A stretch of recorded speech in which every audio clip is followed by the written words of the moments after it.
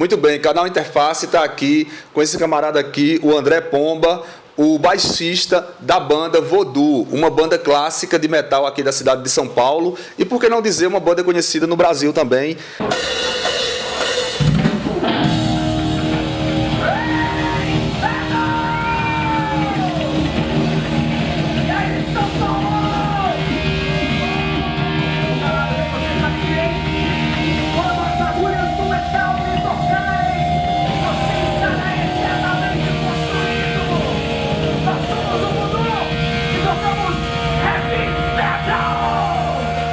O Voodoo começou em 85, né? Foi logo depois do Rock in Rio que a gente começou a ensaiar. E acho que nos anos 80, com certeza, tirando talvez o Sepultura, o Voodoo foi a banda que mais excursionou pelo Brasil inteiro, incluindo, a gente foi pra Argentina também. Olha, a gente era muito influenciado por Black Sabbath, Iron Maiden, e no começo da banda, né? Tanto que eu lembro que as primeiras músicas eram em português, e você ouve assim, era bem pesada, bem, não tinha nada de metal rápido, a gente foi ficando mais rápido com o tempo.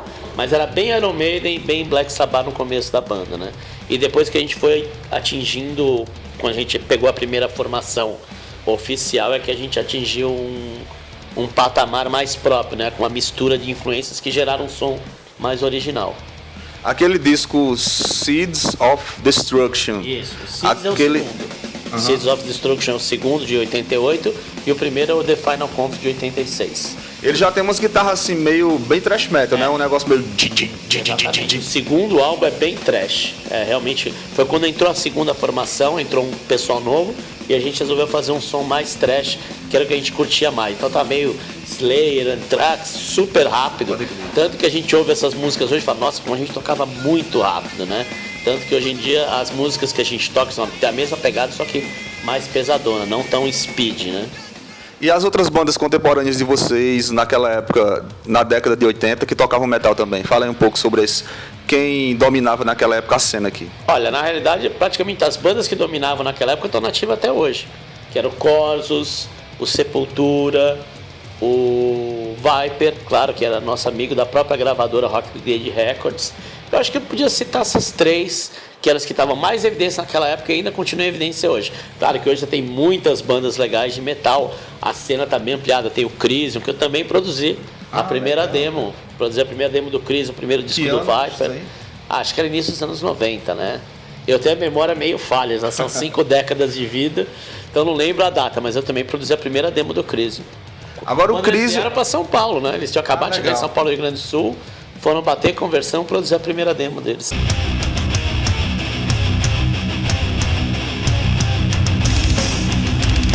E me diz uma coisa, você imaginava que o Crisium ia se tornar uma potência do metal brutal mundial quando você gravou eles pela primeira vez? Olha, sinceramente sim. Porque já naquela época, apesar de você ver aquele som extremo bruto, os caras tocam muito bem. Eram dedicados, os caras vieram para São Paulo para ser músico. Eles ficavam 24 horas por dia passando fome, comendo o mínimo que... Lembro até que eles moravam aqui no Bexiga, na Manuel Dutra, numa kitnet apertadíssimo, e os caras na raça, 24 horas por dia pensando em música. E deu no que deu. É uma lição que eu falo, se você bota fé e tem, viver de música é uma coisa que eu vivo de música desde sempre, né? Antes eu dava aula, hoje eu sou DJ, então quer dizer, eles, desde o começo eu falei, essa banda vai estourar. E estourou, né? E estourou, e com razão, porque musicalmente, em termos de diferenciação sonora, muita gente hoje é cópia do Crisium, né, cara? Os caras são... muito bom. O guitarra é bom, o bateria é bom, a banda é muito boa. Olha, eu produzi mais de 20 discos na década de 80, começo dos anos 90, quando eu dei uma desencanada. Mas eu dei uma desencanada não porque naquele início da década de 90, quando o Voodoo acabou, eu meio que desliguei do metal um pouco. Eu falei, sabe quando você fica meio saturado, assim? Comecei a curtir rock, ouvir pop. Posteriormente eu virei DJ, tocando todo tipo de som, mas principalmente rock de todas as épocas, né? Então eu praticamente larguei a música de uma vez. Cortei com a minha banda, cortei com um vínculo. O pessoal me procura, Pomba, a gente quer que você produza disco. Olha, eu tô fora, só tô mexendo com o evento, entendeu? Então foi uma coisa assim, sabe quando você passa aquela crise, a crise dos 27 anos? Pode crer. A crise da idade do rock. Eu participei muito dessa crise de identidade, do que estava a fim de fazer. Então juntou tudo, saí da Rock Brigade, para montar a Dinamite. O Voodoo acabou, depois do terceiro álbum que não deu muito certo. A banda já estava brigando muito internamente. E eu dei um corte geral naquela época. Eu não larguei o metal, porque metal sempre foi minha vida. Continuei trabalhando no Manifesto, que é um bar de rock bem legal que está aí até hoje. Estou lá desde 95. Ajudei o Manifesto a crescer. E montei minha própria revista, que era mais de rock e não tão metal, que era Dinamite. Então sempre tive na área, né? Nunca abandonei o metal, mas não da forma com que eu vivia 24 horas nos anos 80, né? A Dinamite ela é após a sua passagem pelo Rock Brigade. Exatamente. A Dinamite começou em 92, né? E eu saí da Rock Brigade em 91, depois do Rock in Rio 2. Então teve um tempinho aí que eu fiquei pensando o que fazer e montei a Dinamite um ano depois. Cara, Rock Brigade é uma das revistas, até hoje ela é uma das revistas mais acessadas, mais adquiridas pelo público roqueiro, público de metal aqui no Brasil. Tem a Road Crew também, mas como é que era participar de tudo que os metaleiros, a galera do rock lia no Brasil, na Rock Brigade? Bom, eu tenho orgulho de falar que antes da Rock Brigade ser revista, ele era um fã-clube. E eu era associado a esse fã-clube, eu era número 100, era 102 ou 101, não lembro, eu era associado. A gente tinha carteirinha, a carteirinha tinha direito a receber o fanzine, que era um fanzine em preto e branco, e participar dos eventos. Tinha evento no Bexiga, onde era o antigo Carbono 14, em 83 e 84. Então a gente ia nesses encontros de sábado à tarde, a gente não tinha show naquela época, né? A gente assistia os vídeos agitando como se fosse um show. Motorhead, Black Sabbath com Buster Cult, era bem legal. E aí eu comecei a colaborar com a Rock Brigade. Aliás, é legal falar que a Rock Brigade naquela época moldou a cabeça de muita gente, porque eles viajavam para o exterior, traziam os discos e faziam cópia em fitinha dos discos. Então eu conheci Merciful Fate, Metallica, Slayer, tudo pela Rock Brigade em fitinha. Então aquela coisa que você não tinha acesso, não tinha internet. Então, mas não tinha internet. Não tinha, as bandas não vinham para o Brasil, os discos não eram lançados no Brasil. Qual que era a alternativa? Comprar o disco lá fora e fazer era pirata, né? E você gravar as fitinhas. E eles eram muito caprichosos, que eles gravavam umas fitinhas de coletânea, chamava Metal Brigade, com várias bandas. Aí você ouvia falar, gostei do Merciful Fate, aí depois você comprava o álbum inteiro do Merciful Fate. Então a Rock Brigade foi muito importante. Depois, quando virou revista, eu comecei a trabalhar lá. Fiquei 5 anos trabalhando lá na Rock Brigade e eu posso ter orgulho de falar que a Rock Brigade é a revista que moldou a cena do metal nos anos 80 e 90. Trazia entrevistas com a Anthrax, eu lembro que eu pegava entrevista com a Anthrax. Entrevistei Iron Maiden, entrevistei Metallica. Tipo, a galera que morava lá no Nordeste, o veículo que tinha conhecimento dessas bandas era a Rock Brigade. Com certeza. Cartas, tinha a sessão de cartas. Eu tenho muito orgulho de ter participado 5 anos da Rock Brigade, na época que ela começou a ser revista e que ela cresceu. E tem que lembrar um detalhe, a Rock Brigade era referência internacional. Sair na Rock Brigade, as bandas já conheciam lá de fora. Ou seja, era uma revista que tinha uma referência internacional. Tinha aquele lance deles tirar, quando eles vinham pra cá, tirava até a foto com a revista. Com a revista, com a camisa da Rock Brigade, era realmente a Rock Brigade durante 2 décadas aí foi o topo do metal no Brasil, sem dúvida. E que ano foi esse que a Rock Brigade passou a ser revista e que deu mais esse boom assim na edição? A Rock Brigade passou a ser revista em 86 e eu larguei meu trabalho para trabalhar na Rock Brigade ganhando quase nada. Eu era operador de computador na época. Em 86 saiu a primeira edição em banca, foi quando eu comecei a trabalhar na Rock Brigade. A revista Dinamite, que você elaborou logo após a sua passagem pela Rock Brigade, é uma revista de representatividade também na música brasileira. E aquela revista ali, cara, eu gostava muito, porque como a Rock Brigade era por onde eu me informava também naquela época anterior à internet. Exatamente. Ela não existe mais a revista física. Então, a revista física Dinamite durou de 92 a 2008, uma hora não dá mais para fazer revista. A gente se dedicou a fazer o portal foi bem até 2014, até que a gente teve que fechar a sede da ONG, que a Dinamite virou uma ONG, né, de apoio artista. Então a gente ainda está esperando voltar com o portal, voltar com a revista, mas a gente continua com os projetinhos aí, entendeu? Mas a minha intenção é voltar com o portal só focado no rock independente brasileiro. Legal. Me diz uma coisa, voltando um pouco à questão musical, a sua base musical, você chegou a produzir bandas como o Vibe, por exemplo, o primeiro disco Soldiers of Sunrise, foi você que produziu e aquele disco é bom pra caramba, né, cara? Olha, eu acho que o disco foi uma revolução na época. Tipo, hoje você ouve, você não vê muita qualidade musical, né? Mas na época, Na qualidade, desculpa, musical não, em qualidade de gravação. De gravação. A gente ouve e fala, pô, a bateria não sei o que lá. Mas, pra época foi uma revolução no Brasil. O Viper, assim, estourou de vendas, foi licenciado lá fora. Tanto que a banda tocava no Japão, era sucesso no mundo inteiro o Viper, né? Então tenho muito orgulho de ter ajudado o Viper, né, no primeiro álbum. E um detalhe, né, muito engraçado. Primeiro show do Viper em 8 de abril de 85, eu tava na plateia assistindo. Fui eu que fui falar depois pra gente tentar fazer esse intercâmbio da Rock Brigade com o Viper. Exatamente. Foi lá que eu conheci e fiquei espantado com a banda. E como é produzir um monte de moleque metido a metaleira aí que tá tocando na banda pela primeira vez, não lançou disco nenhum e de repente chega assim pra... Olha, na realidade, a gente não teve tanta dificuldade porque o som do Viper na época não era tão elaborado, era muito 3 acordes, solinhos básicos. Eu lembro que eu emprestei meu baixo pro baixista Pete gravar na época, mas a banda tocava certinho. Eles não estavam tentando dar um passo a mais do que a perna, sabe? Então a gente fez uns acertos no estúdio, arrumamos algumas coisas de arranjo, cortamos algumas coisas necessárias e foi um álbum muito feliz, realmente. O Viper tá de volta com o André Matos fazendo a turnê de 30 anos, né? Acabaram de lançar o DVD. E a minha banda Voodoo, que foi convidada para participar do disco do show do Viper, a gente se encontrou lá e falou, vamos tentar fazer um som? Eu não tocava um baixo há 20 anos. Falei, será que eu vou conseguir tocar? Voltar a tocar um baixo depois de 20 É muito engraçado, porque a hora que passou os primeiros ensaios e eu vi as músicas complicadas daquele jeito, eu falei, será que eu vou conseguir tocar aquilo? Depois eu percebi que eu tô tocando normal, parece que eu não tinha parado. Claro que se você fala assim, ou as músicas novas, eu faço todas aquelas coisas que eu fazia, eu não faço porque hoje eu entendo mais o papel do baixo. Se você tem 2 guitarras lá, o baixo tem que segurar na hora que dá para aparecer, vai e aparece, sabe? Antigamente acho que eu queria tocar tão rápido quanto as guitarras. Eu acho que no Voodoo na época faltava um baixo segurando, porque era guitarra fazendo um monte de nota, baixo fazendo um monte de nota, bateria quebradaça. Então acho que isso atrapalhava um pouco a banda. Então agora acho que a gente tá com uma banda mais coesa, tá viajando quando tem que viajar, tá quebrando onde tem que quebrar, entendeu?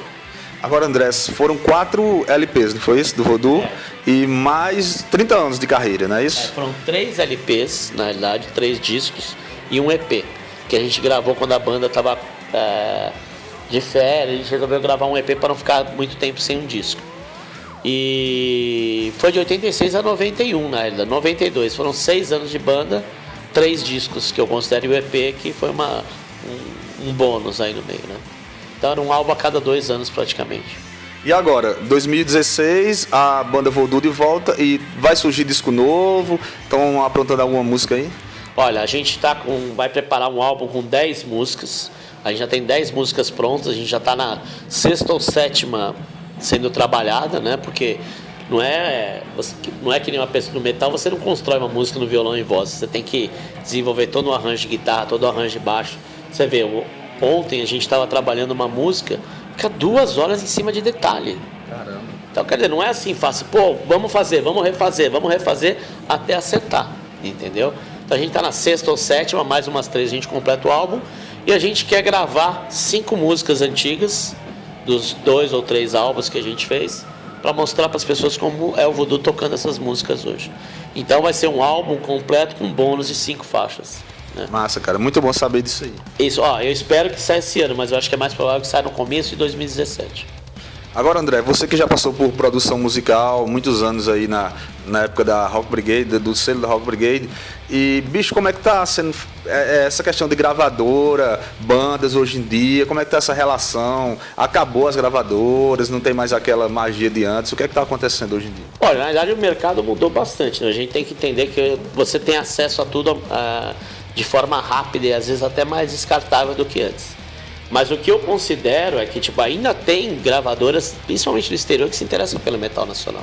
Esses dias eu li que o Claustrofobia foi contratado por uma gravadora de fora, está lançando um álbum novo. Claustrofobia é uma banda que eu ajudei também, se não me engano eu produzi no começo eles. Eu falo se não me engano porque era tanta banda que a gente não lembra se produziu show, se produziu evento, se produziu disco. Mas eu nunca parei na produção, eu parei de produzir discos. Que chegou uma época que a gente falou, eu precisava romper um pouco com aquilo. Era como se você rompesse uma fase. Agora, a produção de show e evento eu não parei. Certo. Tanto que eu produzi vários shows de rock, vários shows de metal, evento chamado Demo Fest, de apoio à banda nova, evento, o Prêmio Dinamite, que está aí até hoje, depois eu preciso falar uma dica para você. Então, não parei não, a produção de eventos, eu não parei desde sempre. Legal, cara. E me diz uma coisa, e essa coisa de DJ hoje em dia? O André Pomba discotecando aí na noite aí, o que é que rola nessas discotecagens aí? Ó, eu vou falar uma coisa engraçada, né? Quando eu ainda tocava, eu comecei a discotecar. Eu comecei a tocar como DJ, eu ainda era músico, tocava banda. Então a gente tinha um bar, chamava Dínamo. Então eu costumava colocar uma música, tirar outra música de forma informal, isso em 91. E quando eu entrei no Manifesto, em 95, eu que fazia discotecagem lá. Eu que tocava as músicas entre as bandas. Foi aí que começou. E aí eu comecei a frequentar também o meio GLS na época, e eu percebi que tinha um monte de roqueiro. Eu falei, pô, vou fazer uma matinê de rock, né? E fiz uma matinê de rock, deu certo, tá aí até hoje, né? E hoje eu virei um DJ requisitado para tudo, balada, evento, casamento. Então hoje muita gente me conhece o DJ Pomba. Mas quando as pessoas falam, mas você toca música eletrônica? Não, o que eu toco é pop rock. De todas as épocas, desde aquela fase disco, ABBA, etc, até heavy metal. Tanto que esse sábado eu toquei num barzinho na Augusta, eu toquei Slipknot, Iron Maiden, Rage Against. Então, pra mim é bom ver as pessoas agitando numa balada o rock, assim. Então, eu tenho esse prazer de talvez ter sido o primeiro DJ de rock a ter uma expressão, né? Fora o meio, né, do rock mesmo. Agora você falou dessa história aí que começou a frequentar umas baladas de GLS que pintava o pessoal do rock aí. Exatamente. Mas antigamente o pessoal do rock era meio casca grossa pra esse lance de estar em balada, assim, né? Na verdade não era. Se você analisar bem, no começo o rock era bem aquele glam rock, era uma coisa mais cabeça aberta. Talvez o pessoal do metal é mais fechado, mas acho que metal mesmo. Né? Eu vou dizer um negócio pra você, é engraçado, porque eu lembro quando eu fiz uma feira, eu percebi que muita gente do metal, fiz aquela Campus Party, e há muita gente do metal. Falei, pô, não pensei que ia ter tanto metal, mas eu percebi que é um pessoal que ouve muito som em casa, é muito nerd às vezes, e muito sozinho. Então tem aquela situação. E eu percebi, pô, devia ter programado mais coisa de metal aqui na Campus Party. Foi aí que eu percebi essa relação muito individual do indivíduo com o metal. E você não vê ele saindo em balada muito para se divertir, só vai em barzinho de rock, curte a banda. Com aquela galera que tá ali e tal. Então, mas eu percebi que quando você vai nesse meio, tinha muita gente que gostava de rock, muita mesmo, entendeu? Foi aí que. Mas na época, quando a gente fala rock, era muito The Cure, Smiths, Depeche Mode, aqueles anos 80 que tocava na rádio. Tem uma par de banda. E aí eu fundi isso com o rock que eu gosto, principalmente a rock pesado, né? E aí fiz uma discotecagem que acho que criou a época. Então, hoje em dia é muito engraçado, você vai nas baladas de rock, você toca uma variedade de som, você vai em baladas de LS, até toca uns rockzinho também. Então, eu tenho muito orgulho de ter começado isso aí e ter virado essa mistura toda aí. Até porque hoje em dia meio que não existe muito aquela separação mais hoje, né? Hoje você chega no barzinho, você encontra a galera GLS, a galera do metal, tudo junto. Pelo menos eu já fui em bares assim, que a galera convive tudo em harmonia ali, sem problema nenhum. Na verdade o que eu lembro nos anos 80 era muito tribalizado. Tinha treta de metal com punk, de punk com skinhead com hip hop. Não se batia. Era muito tribalizado. De repente começou a se juntar. Claro que você fala assim, eu mesmo fui agredido na Rua Augusta outro dia. Então, existem problemas, mas comparado ao que tinha naquela época de você... Às vezes a gente ia na Woodstock, tinha medo de baixar. Tu ali, eu aqui. Exatamente. Então, hoje em dia, você vai, a coisa é bem misturada, né? Inclusive aqui na Rua Augusta, né? Isso que eu moro. Bom, né, cara? Eu prefiro porque... Exatamente, porque é um ambiente que você está mais libertário, você não precisa ficar se escondendo, né? Então, eu gosto muito nesse sentido. Eu acho que eu ajudei muito a quebrar esses paradigmas, né? Fazendo rock no meio GLS e fazendo o GLS aceitar um pouco mais o rock. Afinal, se você vê bem, só no meio do metal tem o Rob Halford, o pessoal da banda Def, eles são assumidos, né? Então, dizer. Se for fora quem não é assumido. É o Game of Film da porra. Eu até brincando com o André do Sepultura, ele pô, quantas histórias você tá fazendo LGBT? Eu falei, pô, vocês ficam falando de LGBT, aqueles caras que queimam a igreja na Noruega, é tudo gay. Aí ele falou, queima igreja e queima rosca. Os caras não têm o que fazer, fica tudo... Então eu brinco que os caras são radical mesmo. Então, você vai na Noruega, o pessoal gay é bem assim, do mal mesmo, né? Então... É muito engraçado ver essas coisas. Cara, e nessa versatilidade toda de transitar no metal, como produtor, revista, hoje DJ, discoteca aí, e você também, investiu na questão de política, né, cara? Como é que foi essa fase aí? Bem legal. Mas é bem legal citar, em 92, eu fui o candidato do metal, eu fui candidato a vereador em 92. E aí? Foi bem, tive 1.500 votos na época, foi em campanha só panfletinho, e naquela época não era voto eletrônico, né? Muita gente deve ter escrito pomba lá e eu perdi esses votos. Mas eu sempre mexi. O pessoal fala assim, na época, quem agitava as coisas era o pomba. Eu fazia evento no Mambembe, eu fazia evento na rua, praça, um monte de coisa. Fiz um monte de coisa, eu sempre fui um ativista sem saber. Então, hoje em dia, eu ajudo muito a cena LGBT, assim como eu luto pelas áreas verdes aqui. Tem o Parque Augusta aqui que querem transformar em prédio, então eu sempre fui meio ativista. Então é legal citar que antes mesmo de eu ser roqueiro, eu era ativista. Porque em 79 eu participei, tinha 15 anos. Participei da reconstrução da UNE e da UMES e da UBS, que na época eram proibidas. Então minha conscientização política vem antes até do rock, entendeu? E se você ler as letras do Voodoo... paradigmas, né? De se infiltrar nas coisas. Então eu sempre fui político e depois fui candidato a deputado o ano passado, aí já foi bem votado, quase 7.000 votos. E esse ano saio para vereador pelo Partido Verde. Esse ano eu acho que eu levo. E vai sair de novo, tá vendo aí? Candidato do rock aí, você pode ver que... Você vai ver como vai ser legal. Vote no rock aí. E o que é que você tem para propor, caso você seja eleito aí por essa galera? Que proposituras você tem aí para fortalecer essa cena e o pessoal que acredita em você? Olha, eu tenho vários, principalmente aqui em São Paulo, né? Vários projetos. Um deles é transformar a Galeria Olido, que é do lado da Galeria do Rock, num ponto de rock, para ter mais shows de rock lá. Talvez rock, hip hop, porque lá é frequentado por vários variado, estilos, né? Tem dança. E principalmente criar projetos de apoio a bandas e grupos de rock. Você tem apoio a teatro, apoio a cinema, apoio a dança e apoio à música, ao rock. Não tem quase nada. Tipo, eu quero ajudar talvez as bandas a participar mais desses circuitos de Centro Cultural, Casa Noturna, Centro Cultural da Juventude, Centro Cultural São Paulo. Tem sempre uma discriminação ou cota. A gente vai botar a banda de rock em julho, que é o mês do rock, mas no resto do ano não tem. Então acho que se você tiver um vereador que tem... É como se estivesse abrindo exceção ali só para dizer que não está zero. Né? Cumpriu a cota, né, deles. Né? Então a minha intenção como vereador lá é procurar esses lugares e abrir espaço para o pessoal. Né? Então isso eu tenho muitos projetos, principalmente nesse estúdio de graça, de gravação e de ensaio de graça nesses centros culturais, que tem muito espaço e o pessoal não usa, né? Então eu quero abrir esse espaço aí e fazer o rock se apoderar um pouco mais do meio cultural, né? Que é o que a gente tem que fazer. Porque no estado tem algumas coisas de incentivo, mas na cidade não tem nada. Então a gente tem que reforçar isso. Bacana, cara. E me diz uma coisa, só pra gente encerrar aqui esse papo, que tá sendo muito divertido, muito legal, cheio de informação aqui pra caramba. E a música hoje em dia, cara, especificamente o rock, que você já tem mais envolvimento. Como é que você enxerga o rock hoje feito no Brasil?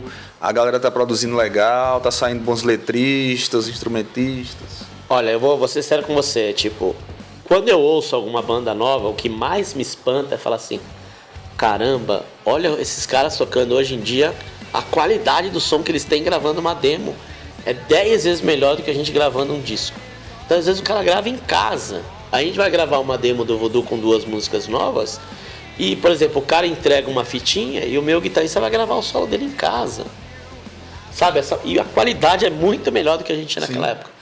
Então o que mais me espanta hoje são os recursos que tem à disposição para você fazer um bom trabalho. Tipo, é uma coisa você gravar em casa, poder gastar 100 horas para fazer um solo, sem gastar dinheiro em estúdio. Porque é tudo digital, tudo Pro Tools, entendeu? E o cara faz o sync e tal. Antigamente tinha banda que chegava no estúdio na doideira e fazia lá. Exatamente, pra você ter uma ideia, o primeiro disco do Voodoo eu gravei em 33 horas. O André, o meu vocalista que participou do disco de uma outra banda, gastou 33 horas só no vocal. Você tá entendendo? Isso faz um diferencial, né? Então, quer dizer, o que eu vejo hoje, às vezes eu ouço uma banda e falo, meu, que banda boa, que som legal. Então dá para se apresentar melhor hoje. Uma gravação de ensaio nossa, com uma câmera GoPro, tem qualidade melhor do que a gente tinha em estúdio há 30 anos atrás. Tem essa questão, o detalhe da tecnologia, mas a galera tem que ter feeling também, né, cara? Não, mas eu não sou desses saudosistas, não. Eu acho que tem muita coisa boa no rock atual, no metal atual, como tinha nos anos 80 e 90. A diferença é que o que era ruim nos anos 80 e 90 a gente esqueceu. A gente deletou. Mas eu lembro que na Rock Brigade a gente recebia muita banda muito ruim. Mas as boas ficaram. Sempre tem, né, cara? As boas ficaram. Sim, você guarda as boas, se concorda? destaca naturalmente. Então, o que eu vejo, às vezes o que eu sinto falta nessas bandas mais comerciais do rock brasileiro que tocam em rádio, é falta de guitarra. Então acho que eles se preocupam muito com o vocal lá em cima e me incomoda o NX0 com o vocal muito em cima, o próprio CPM 22 fica com a guitarra muito embaixo para ficar mais assim comercial. Isso me incomoda um pouco. Nos anos 80 essas bandas de rock nacional para fazer sucesso deixavam a guitarra do baixo da bateria. Você ouve o disco do Barão Vermelho, do Titãs, os primeiros, Legião, a guitarra tá lá embaixo. Tirando o Ira, que ele fazia questão de ter a guitarra alta, o Edgar Escandura, as outras bandas não. Nos anos 90 já mudou. Com o estouro do grunge, do Nirvana, essas bandas botaram a guitarra pra frente. E o que eu sinto hoje, parece que voltou esse preconceito com a guitarra. Então às vezes você ouve NX0, CPM, o vocal tá muito alto, a guitarra tá baixa. Então o que eu sinto falta no rock atual é a guitarra. Boa guitarra pesada, entendeu? Não no metal. No metal o pessoal tem mais. Não, metal não, porque eu vi, agora no Rock na Praça, no último domingo agora, dia 24, a galera do Oslo, por exemplo, os caras tocam uma guitarra poderosa, thrash metal lá. Torture Squad, que você falou, uma puta banda também. Assim, sabe? Então, o que eu sinto no rock que toca na rádio mais comercial é essa falta, né? Então, basicamente é isso. Bati um papo aqui com esse cara aqui, o André Pomba, ele que já tocou, ainda toca na banda Voodoo, né? Um dos fundadores da banda Voodoo, e que já produziu uma par de bandas aí nacionais. Cara, é um multimídia geral aí. Cara, obrigado pela entrevista aí. Eu que agradeço. Pelo papo aí. E precisar, estamos aí.